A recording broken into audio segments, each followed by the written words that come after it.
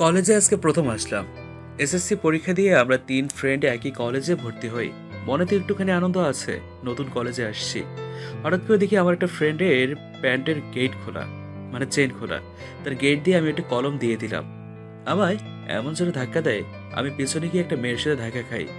Sorry আপু, আমি ইচ্ছে করে দিইনি। রাকিব আমাকে ধাক্কা দিয়েছে আপু। এই যে আপু, আপনার বিশ্বাস না হলে আপনি মেহেদিকে জিজ্ঞেস করতে পারেন। আরে, পুরো কলেজের সবাই ভাবে তাকায় রইলো কেন? হ্যাঁ, এই যে আপু, কি হলো? হুম। এই যে স্ট্রবেরি, তুমি কি কলেজে নতুন নাকি? দোস্ত, স্ট্রবেরি কাকে বলেছে আপু? রাকিব মেহেদি দুজনে একসঙ্গে বললো, আমরা তো জানি না। ভূতকে বলছি। ও আচ্ছা আপু, আমরা গেলাম। ওই, এদিকে আয়। না আপু, আমি ভূতে ভয় পাই। এ কথা বলে এক দৌড় দিয়ে ক্লাসে চলে যাই। পরে জানতে পারি আমাদের কলেজে নাকি এমন একটা ছেলেও নাই যে তার হাতের মায়ের খায় রে, বরং তার বাবার নাকি অনেক ক্ষমতা। তার বাবা এলাকার চেয়ারম্যান, আবার আমাদের কলেজের সভাপতি। এগুলো শুনে তো আমি ভয়ের শেষ। রাকিব আর মেহেদি এসে বলতেছে, দোস্ত, মনে হয় আর আমাদের কলেজে পড়া হবে না। তোর বেটা, সব রাকিবের জন্য হয়েছে। তুই দৌড় দিলি কেন? খাইলে কয়টা থাপ্পড় খাইতিস, সেখানেই সমাধান করে আসতিস। দেখলি মেহেদি, এটা আমার বন্ধু নাকি আমার শত্রু? আমার একটা মেয়ের হাতে মাইর খাওয়াতে চায়। চল, আজকে আমরা বাসায় চলে যাই। আজকে কলেজে থাকলে একটা ঝামেলা হবে। দূর বেটা, আজকে প্রথম কলেজে আসলাম, ক্লাস না করে আজকে বাসায় চলে যাব। মেহেদি ঠিকই বলেছে, আজকে বাসায় চলে যাই। পরে তিনজনে মিলে অনেক কষ্ট করে বাসায় চলে আসলাম। কি রে, তুই বাসায় চলে আসলি কেন? আর বলো না, তোমার কথা অনেক বেশি, অনেক মনে পড়ছিল, তাই চলে আসছি। ফাজলামি করার আর জায়গা পাস না। কি করছিস কলেজে বল সত্যি করে? আরে মা, তেমন কিছু না। রাকিবে ধাক্কা দিছিল, পরে একটা মেয়ের গায়ে পড়ছিলাম। মেয়েটা আমার ডাক দেয়, আমি তার কথা না শুনে ক্লাসে চলে যাই। সমস্যা হলো মা, মেয়েটার বাবা কলেজের সভাপতি। প্রথম দিন কলেজে যেতে না যেতে এরকম করছিস? এবার বলছো ঠেলা, আমি কিছু জানি না। তোমার কিছু জানতে হবে না, তুমি যাও তো, আমি একটু রেস্ট করি। রাতে ঘুম আসে না। পরে মেহেদিকে কল দিলাম। কিরে, কালকে কি করবি? বুঝতেছিস না? হুম, আমি নিজেও কিছু বুঝতেছি না, অনেক টেনশন আছে রে দোস্ত। আচ্ছা হৃদয়, স্যার কি তোকে কল দিয়েছে? না, কই দেয়নি তো। আচ্ছা, রাকিব কে কল দিয়েছে স্যার? আমি তো জানি না, তুই কল দিয়ে জিজ্ঞেস করে নে তো। আচ্ছা, আমি কল দিয়ে খবর নিতেছি। হুম, তাড়াতাড়ি দে। মেহেদি পরে রাকিবকে কল দেয়, আর আমায় কল দেয় পরে। দোস্ত, টেনশনে কিছু নেই। মানে কি বলস তুই এগুলো? টেনশন না করতে। আরে স্যার তোকেও কল দেয় নাই, রাকিবকেও কল দেয় নাই, তার মানে মেয়েটা স্যারের কাছে বিচার দেয় নাই। হুম, সেটাও ঠিক বলছস, কিন্তু কালকে যদি মেয়েটা তার বাবাকে কলেজে নিয়ে আসে তখন কি হবে? আচ্ছা চিন্তা করিস না, এখন ঘুমা, কালকে দেখা যাবে। আচ্ছা ভাই, ঘুমা। আমার কিছু আগে ঘুম আসে, পুরো রাত টেনশনে ছিলাম। সকাল হতে না হতে ঘুম থেকে উঠে ফজরের নামাজ পড়ার জন্য মসজিদে চলে গেলাম। নামাজ শেষে আল্লাহর কাছে দোয়া করলাম, আল্লাহ যাতে আজকে মেয়েটার সাথে কোনোভাবে আমার দেখা না হয় এবং তার বাবাকে যাতে কলেজে না আনে। এরপর স্যারদের কাছে যাতে বিচার না দেয়। অনেক চিন্তা টেনশন নিয়ে আবার বাসায় আসলাম। মা আমার দিকে তাকায়, কথাও বলে না, কারণ কলেজের প্রথম দিন ক্লাস না করে উল্টো একটা সমস্যা করে বাসায় আসলাম। মা আমার উপর রেগে আছে। মা নাস্তা রেডি করে আমায় ডাক দিল নাস্তা খাওয়ার জন্য। আজকে কি কলেজে যাইবেন না নাকি? হুম, যাবো তো মা। আপনি তো সবসময় যান, কিন্তু ক্লাসটাই শুধু করেন না। মা, ক্লাস শুরু হলো মাত্র একদিন, তার মধ্যে একটা সমস্যা হয়েছে। এই জন্য তো আমি বাসায় চলে আসলাম।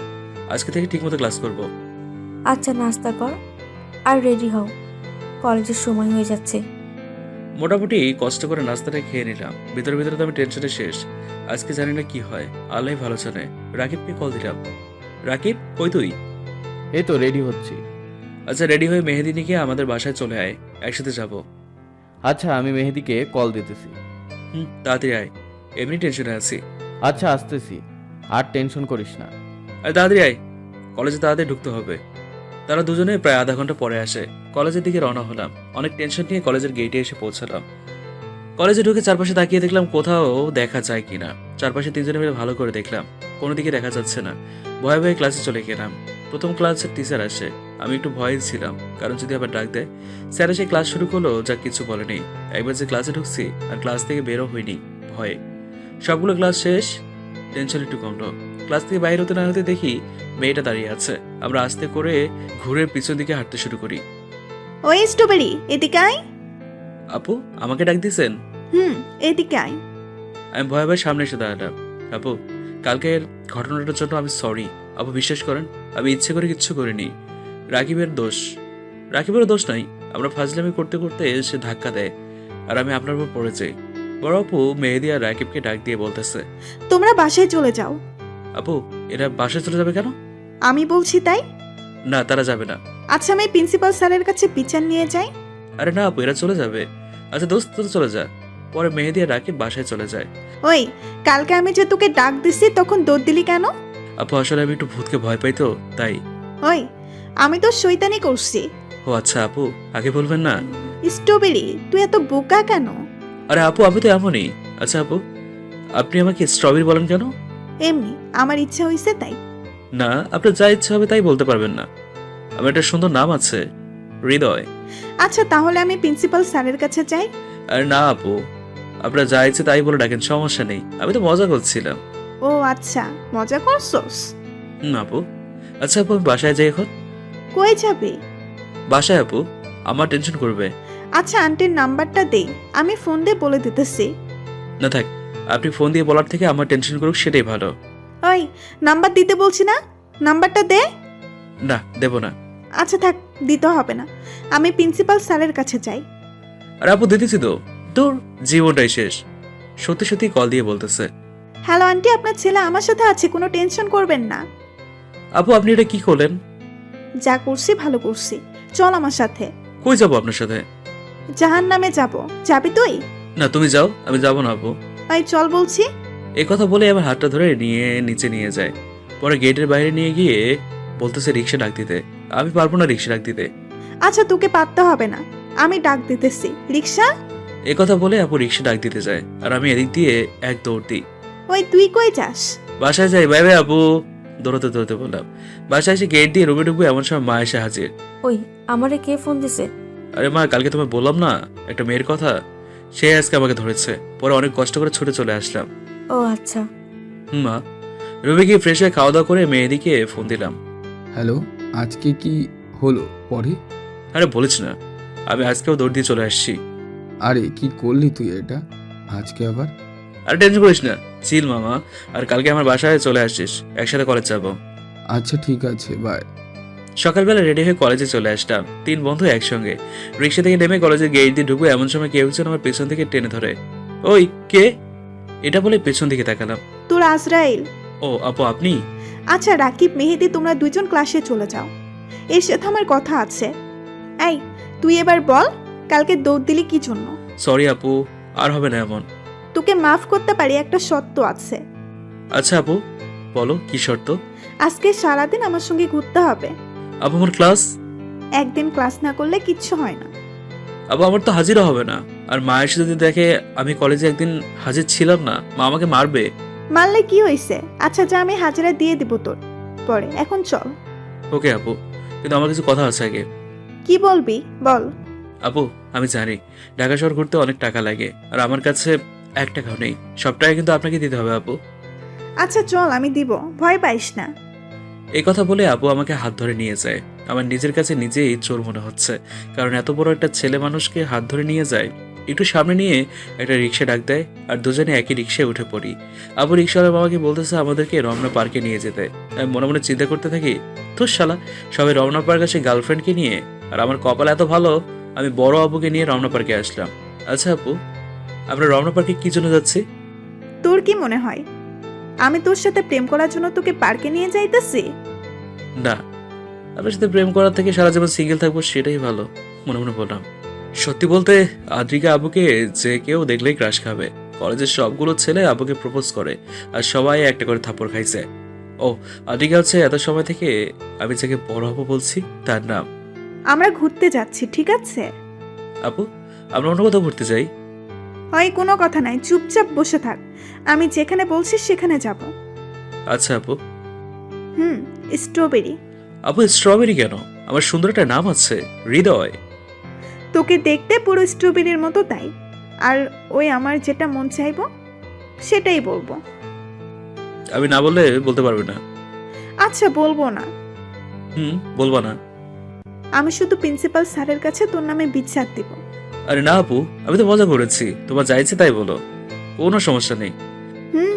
লক্ষ্মী সোনার মতো বসে থাক এখন। কথা বলতে বলতে আমরা দুজনে পার্কে এসে পড়লাম। রিক্সা ড্রাইভার মানে রিক্সা চালককে আপু জিজ্ঞেস করলো ভাড়া কত। সে বলতেছে 80 টাকা। আমি গিয়ে বললাম মামা আমাদের কলেজ থেকে তো এখানে 50 টাকা ভাড়া, আপনি 80 টাকা বলতেছেন কি জন্য? আচ্ছা আপু 60 টাকা দাও। রিক্সাওয়ালা বলতেছে সে নাকি আজকে সকাল থেকে কিছু খায়নি, আর আজকে আমাদেরকে প্রথম ভাড়া মারলো। পরে আপু তাকে 100 টাকা দেয় এবং বলে কিছু খেয়ে নিতে আর দোয়া করার জন্য আমাদের জন্য।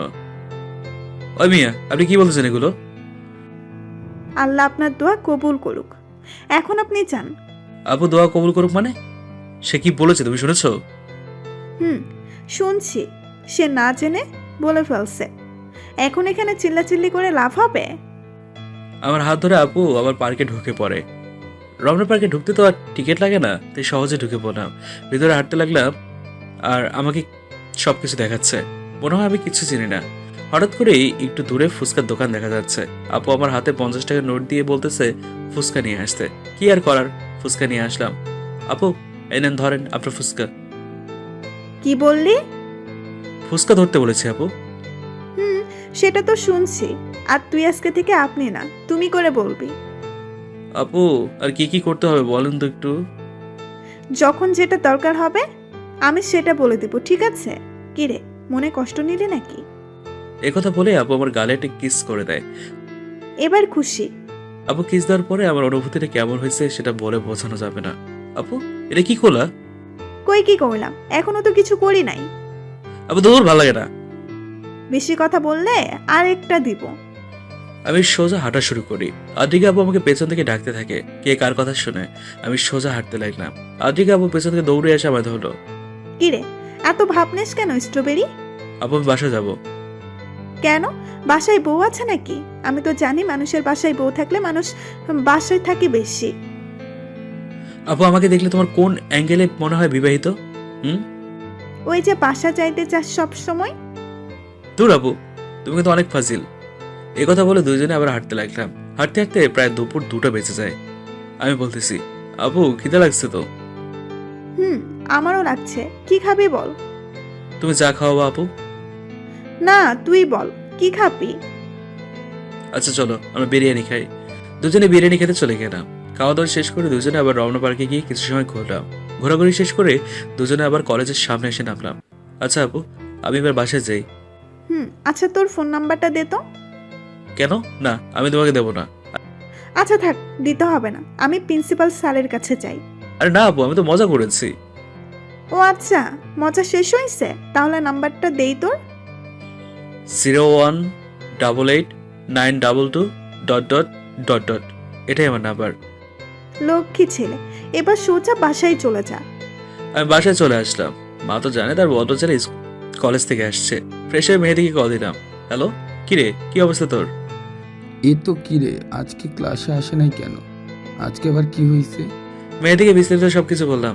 মামা তুই কটা খাইছো? আচ্ছা কালকে কলেজে যাবি? যাব। আচ্ছা আমাদের বাসা চলে আসিস, একসঙ্গে যাবো। আচ্ছা ঠিক আছে। মেহেদি কল কাটতে না করতে অপরিচিত নম্বর থেকে কল। আমার বুঝতে বাকি নেই যে এটা আদ্রিকা আপুর নম্বর। হ্যালো, কে বলছেন? তোমার বড় আপু। আমার তো বড় আপু নেই। ও আচ্ছা, প্রিন্সিপাল স্যারে। ও আপু আপনি? কি চিনে ফেলছো? আপু। গুড। আচ্ছা কি করস তুই? এই তো তোমার কথাই ভাবতেছি। কি?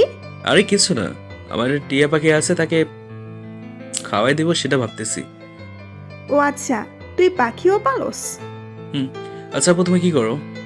এই তো শুয়ে আছে। আচ্ছা আঙ্কেল আন্টি কেমন আছে? মা ভালো আছে, আর বাবা তো দেশে বাইরে থাকে। কালকে কথা হয়েছে, আমার সাথে কথা বলেছে, ভালো আছে। ও আচ্ছা, ভালো। আপনার বাড়ির সবাই কেমন আছে? আলহামদুলিল্লাহ, দুজনে ভালো আছে। ও আচ্ছা। ওই শোন, বলেন আপু।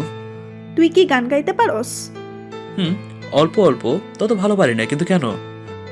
আচ্ছা পরে কথা হবে, বাই। এ কথা বলে ফোনটা কেটে দেয়। পরে আমি ঘুমিয়ে পড়ি।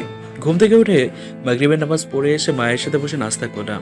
এরপরে পড়ার টেবিলে গিয়ে বসে কিছু সময় পড়ালেখা করলাম। এরপরে রাকিব কল দেয় আর তাকে আজকের দিনে বিস্তারিত সব কথাই বললাম। যে সে সব কথা শুনে হাসতে লাগলো। কিরে হাসুস কেন? না এমনি। আচ্ছা, মেয়েদিকে নিয়ে কালকে আমাদের বাসায় চলে আস, একসঙ্গে কলেজে যাব। আচ্ছা ঠিক আছে। খাওয়া দাওয়া করছস? না এখনো করি নাই, তুই করছস? না এখনো করিনি, এখন করবো। আচ্ছা, মা ডাকতেছে ভাই। কল কেটে দিয়ে খেতে চলে আসলাম। খাওয়া দাওয়া শেষ করে খাটে গিয়ে শুয়ে পড়লাম। আস্তে আস্তে ঘুমের শহরে তলিয়ে যাই। সকাল হতে না হতেই মা এসে ঘুম থেকে উঠিয়ে দিয়েছে। মা, কি হয়েছে? এত সকাল সকাল উঠে কেন? তোর ফোনে সে ফজরের সময় থেকে কল আসতেছে। ফোনটা হাতে নিয়ে দেখি আদ্রিকা আপু 9টায় কল দিয়েছে। আচ্ছা মা, তুমি যাও, আমি দেখতেছি। মনে মনে চিন্তা করতেছি কি জানি হলো আবার। তোর এত চিন্তা না করে ঘুমাই। ফোনটা রেখে আবার ঘুমিয়ে পড়লাম। ঘুমোতে যাবো এমন সময় কল, দেখি আদ্রিকা আপু কল দিয়েছে। কল ধরলাম। এই তোরে এত কল দিতেছি, তুই কল ধরস না কেন? সরি আপু, আমি তো ঘুমিয়েছিলাম তাই ধরতে পারিনি। আচ্ছা যাই হোক, আজকে কলেজে যাওয়ার সময় আমাদের বাসায় আসবি আগে। কি জন্য আপু? আমার বিয়ের দাওয়াত খেতে আসবি। দূর আপু, ফাজলামি করো কেন? কেন আসবো সেটা বলো। এই কথা বলে কলটা কেটে দেয়। আর আমি মনে মনে বলতেছি, সে মনে হয় আমার গার্লফ্রেন্ড, যে সে যা বলবে তাই আমাকে শুনতে হবে। আমি যাবো না, দেখি কি করতে পারে। সকালবেলা রাকিব আর মেহেদি আমাদের বাসায় আসে। আমি পরে তাদেরকে সবকিছু খুলে বলি। তোর বেটা, তোর মাথা ঠিক আছে? আদ্রিকা আবুর থেকে 2 বছরের বড়। আদ্রিকা আবুর যে রাগ তার সাথে আমার চায় না। আচ্ছা চল, কলেজে দেরি হয়ে যেতেছে। এই কথা বলে কলেজের উদ্দেশ্যে হাঁটা শুরু করলাম। কলেজে এসে সোজা ক্লাসে গিয়ে 3 জনে পাঠ্যপুস্তক টেবিলের উপর রেখে ক্লাস থেকে বাইরে হলাম। নিচে গিয়ে দেখি আমাদের সাথে সবাই বসে গল্প করতেছে। আমরা 3 জনও তাদের সাথে গিয়ে গল্প করা শুরু করলাম। কিন্তু একটু পরে 3 জন ছেলে এসে আমায় ডাকতে লাগলো। তাদেরকে দেখে আমি একটু চমকে যাই, কারণ তাদের হাতে মোটা মোটা 3টা লাঠি ছিল। ভয়ে ভয়ে তাদের কাছে গেলাম। ভাই, আমাকে ডাকছেন? হ্যাঁ, আপনাকে ডাকছি। কি জন্য ডাকছেন ভাইয়া? আমি কি কোনো ভুল করেছি? না, অদ্রিকা ম্যাডাম আপনাকে নিয়ে যেতে বলেছে। ও আচ্ছা, তাই? আমি যাব না, আপনারা চলে যান। অদ্রিকা ম্যাডাম বলেছে আপনি না যেতে চাইলে হাত পা ভেঙে নিয়ে যাইতে। না না, হাত পা ভাঙতে হবে না, আমি এমনিতেই যাবো, চলেন। এই কথা বলে তাদের সাথে আদ্রিকা আপুর বাসায় এসে পড়লাম। তারা আমাকে আদ্রিকা আপুর রুমে নিয়ে আসলো। এরপর আয় তোমরা এবার যাও। না ভাইয়া, আপনারা থাকেন। ও আচ্ছা, তারা থাকবে এখানে। আচ্ছা তাহলে তোমরা এখানে রেখে তাকে মারো ভালো করে সবাই। না থাক ভাইয়ারা, তোমরা চলে যাও। এই কথা বলার পরে তারা রুম থেকে চলে যায়। আচ্ছা আপু, আমি তো দেখতেছি তুমি কলেজে যাওয়ার জন্য রেডি হয়ে বসে আছো, কিন্তু কলেজ যাও না কেন? হ্যাঁ, আর আমাকে নিয়ে আসছো কেন এখানে আপু? ওই তোকে সকালে ফোন দিয়ে কি বলছি আমি? কি বলছো? ও আচ্ছা, এখন কিচ্ছু মনে নাই? ও মনে থাকবে কিভাবে, তুই তো আস্ত একটা গাধা। ওই আপু, তুমি আবার গাধা বললে কেন? হ্যাঁ, এখন কিন্তু সীমা অতিক্রম হয়ে যেতেছে। এখন অত কিছু দেখো শোনাই, এখন বলো কেন নিয়ে আসছে? আমাকে কলেজে নিয়ে চল। আপু তুমি কি কলেজ চেনো না? চিনি তো, কিন্তু আজকে আমার তোর সাথে যেতে মন চাইছে। আপু আমি কি তোমার বিএফ যে আমি তোমাকে নিয়ে কলেজে যাব?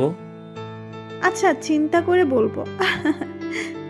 ধুর আপু, চলো, কলেজের সময় হয়ে যাচ্ছে। এই কথা বলে দুজনে কলেজের উদ্দেশ্যে তাদের গাড়ি নিয়ে রওনা হলাম। কলেজে এসে দেখি ক্লাস শুরু হয়ে গেছে। দুজনে তাড়াতাড়ি করে দুজনে ক্লাসে চলে গেলাম। যাওয়ার সময় আপু বলছে ক্লাস শেষ করে তার সাথে দেখা করার জন্য। ক্লাসে ঢোকার সাথে সাথে মেহেদি আর রাকিবের তো প্রশ্নের শেষ নেই। পরে তাদেরকে বিস্তারিত সব কিছু বললাম। একটা ক্লাস শেষ হয় আর আমার টেনশন বাড়তে থাকে। আল্লাহই ভালো জানে আজকে জানি আবার কি হয়। আস্তে আস্তে সবগুলো ক্লাস শেষ হলো। ক্লাস থেকে বাইরে বের হয়ে দেখি আদ্রিকা আপু দাঁড়িয়ে আছে। সেই কলেজের সবাই সামনে আমার হাতটা ধরে কোজেনে নিয়ে যাচ্ছে। আমি আপুর গানের কাছে মুখ নিয়ে বললাম, আপু দেখো, সবাই আমাদের দিকে তাকায় রয়েছে, আবার হাতটা ছাড়ো প্লিজ। তাকায় রয়েছে তাতে আমার কি? হ্যাঁ, সবাই কি ভাববে আপু? কি আর ভাববে, তুই আমার বয়ফ্রেন্ড, এর থেকে বেশি কিছু এখন আর ভাববে না। দূর আপু, ফাজলামি করো কেন? আমি মনে মনে চিন্তা করতে লাগলাম যে মেয়েটার হাত কলেজে যে ছেলে প্রপোজ করেছে তার গালে উঠেছে। সেই মেয়েটা আমাকে এত যত্ন নেওয়ার কারণ কি? যাক, অবশেষে তাদের ক্লাসে এসে ঢুকলাম। ক্লাসে ঢুকতে না ঢুকতেই আদ্রিকা আপু দরজাটা বন্ধ করে দিল। আর পুরো ক্লাস তাদের সেমিস্টারের সবগুলো মেয়ে আছে। সবাই একসঙ্গে বলতে থাকে, কিউট দুলাভাই কি খবর? এটা শোনার পর আমি ভাবা চেয়ে খেয়ে গেলাম। আজ পর্যন্ত একটা প্রেম করিনি, বিয়ে তো দূরের কথা, দুলাভাই হলাম কিভাবে? হ্যাঁ, একটু পরে আদ্রিকা আপু সবাইকে চুপ করতে বলল। আর তারপরেই বলে ওঠে আমি নাকি এখন সবাই সামনে গান গাইবো। প্লিজ আপু, আমি গান গাইতে পারি না। আমার 14 গোষ্ঠীর মধ্যে কেউ গান গাইতে পারে না। কিচ্ছু করার নাই, তোকে গান গাইতে হবে। আমি পারবো না, তাও আবার এতগুলো মেয়ের সামনে। তো কি আমারে একা গান শোনাতে পারবি? হুম, তাহলে চেষ্টা করতে পারি। না, তোমাকে এদের সামনে গান করতে হবে। না আপু, আমি পারবো না। তোর কাছে দুইটা অপশন আছে, তাদের সামনে গান গাইবি, না হয় তাদের সামনে কান ধরে 100 বার উঠবোস করবি। আপু, কান ধরা থেকে গান গাইবো সেটাই ভালো। তাহলে গান শুরু কর। কিরে, তুই তো অনেক ভালো গান গাইতে পারস শৈতান। হয়েছে, আর পাম্প দিতে হবে না। তারপরে হঠাৎ করেই আপু আমার হাতটা ধরে যেটা বললো সেটার জন্য আমি মোটেও তৈরি ছিলাম না। আপু সবার সামনে আমার হাত ধরে বলতেছে, হৃদয়, তুই যেদিন কলেজে প্রথম দিন আসলি সেদিন থেকে আমি তোকে পছন্দ করি। I love you. আমি তোর সাথে সারা জীবন থাকতে চাই। আর তোর পরিবারকে আর আমার পরিবারকে বোঝানোর দায়িত্ব আমার, কারণ তোর মা আর আমার বাবা সেই ছোট্টবেলার ফ্রেন্ড। তুই হয়তো সেটা জানিস না, আর আজকে শুধু তুই রাজি হলেই চলবে। সত্যি বলতে আমি নিজেও আবুকে পছন্দ করতাম, কিন্তু ভয়ে কখনো বলা হয়নি। আর আবুকে যে কোনো ছেলেই দেখলেই প্রেমে পড়ে যাবে। কিরে, তুই কিছু বল। আমি রাজি আছি, কিন্তু আমার কিছু শর্ত আছে। এটা বলার পর তার সব বান্ধবীগুলো এত জোরে চিৎকার দিল, আমি ভয় পেয়ে গেলাম। তোর যে কোনো শর্তে আমি রাজি। তেমন কিছু না, শুধু আপনি আমার তুই বলতে পারবেন না, তুমি কিংবা আপনি বলতেই হবে। আর আদর করতে হবে, ভালোবাসতে হবে অনেক বেশি। আমি রাজি। এই কথা বলে সবাই আমাকে জড়িয়ে ধরে, সাথে গালেও একটা কিস দিয়ে দেয়। সত্যি বলতে ভালোবাসার কোনো বয়স হয় না, কোনো বয়স মানে না।